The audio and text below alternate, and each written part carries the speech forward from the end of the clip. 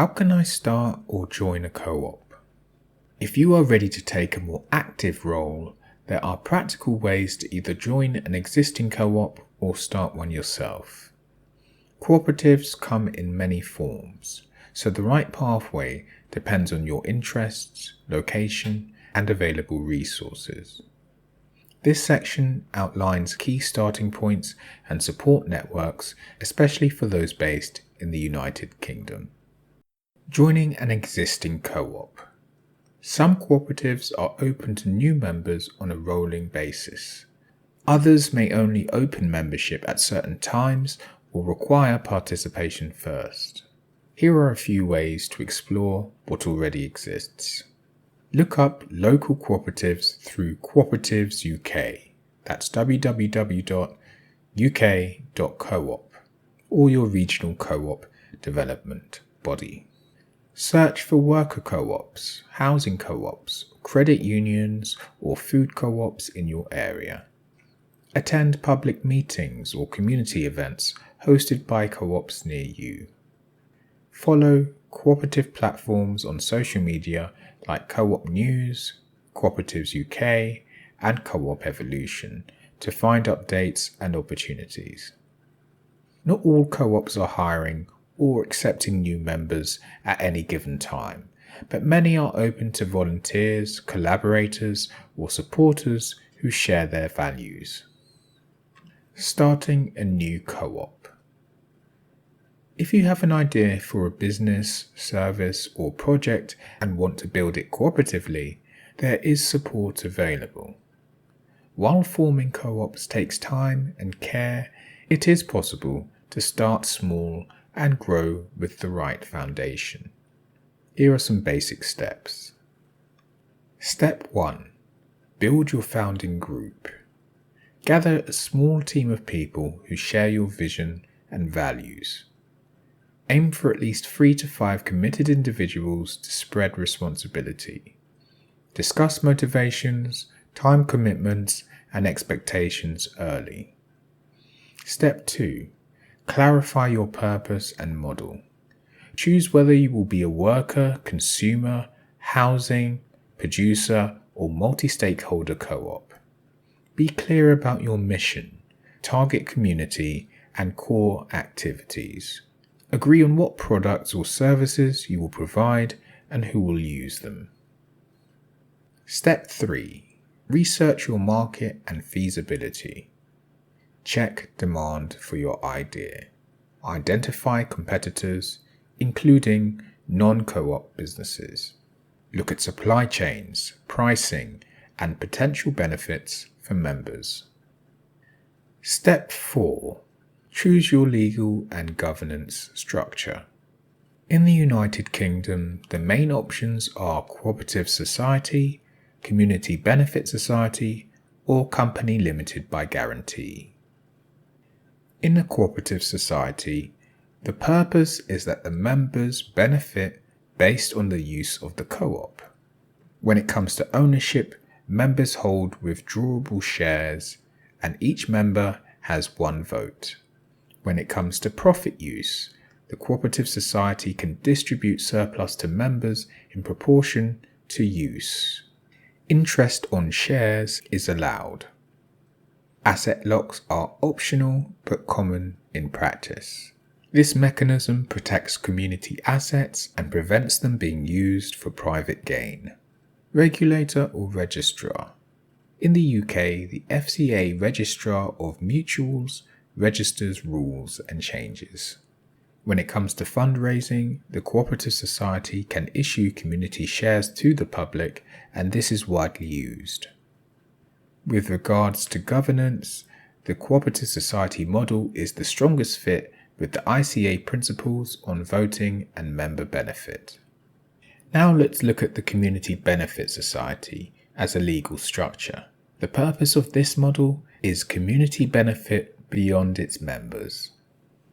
When it comes to ownership, members hold withdrawable shares, and each member has an equal vote. Profit is primarily reinvested for community benefit, and there is only limited interest on share capital.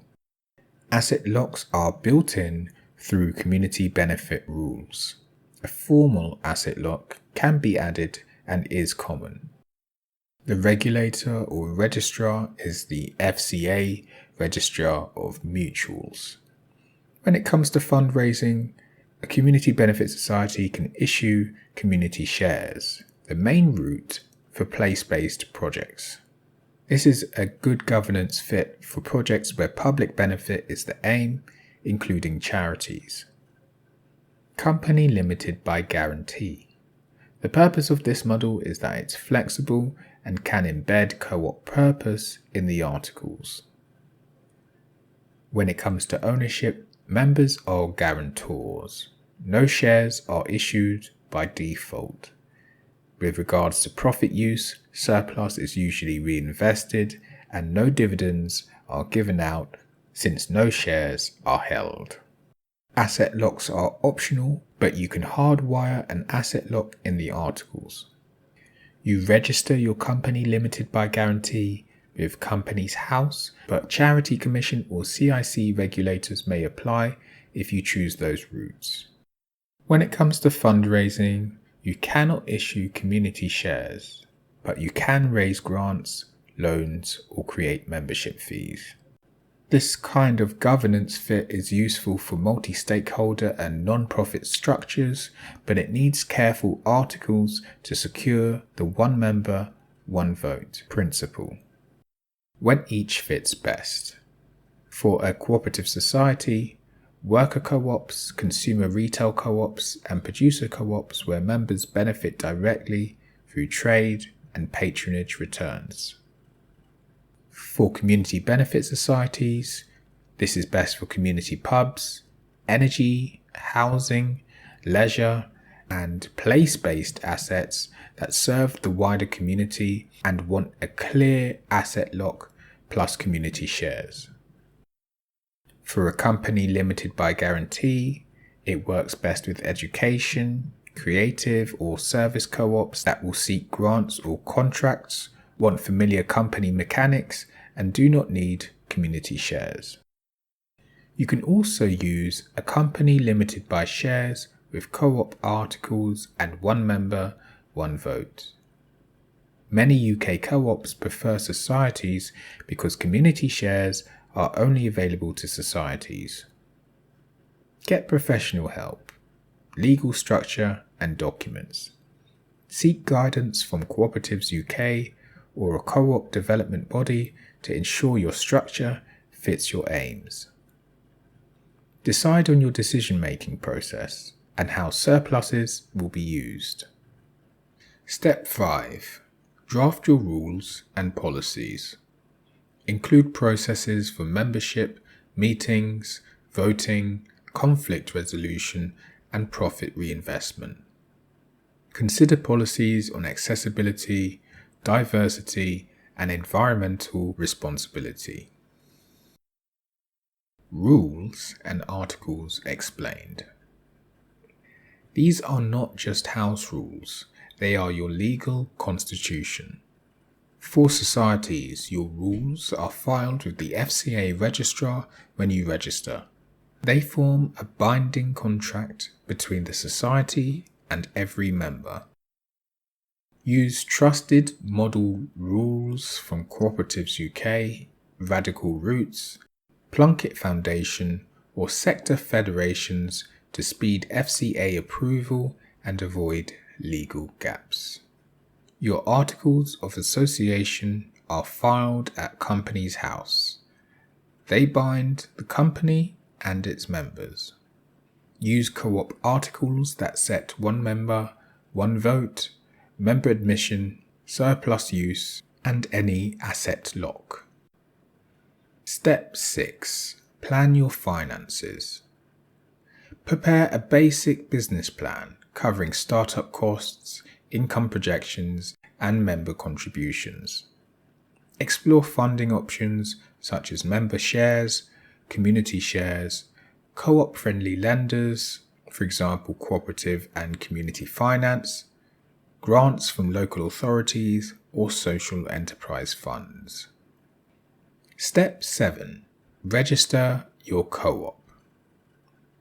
Most UK co-ops register with the Financial Conduct Authority for cooperative or community benefit status. Ensure your registration reflects the co-op principles in your governing documents. Step 8. Launch and grow. Start small and build gradually.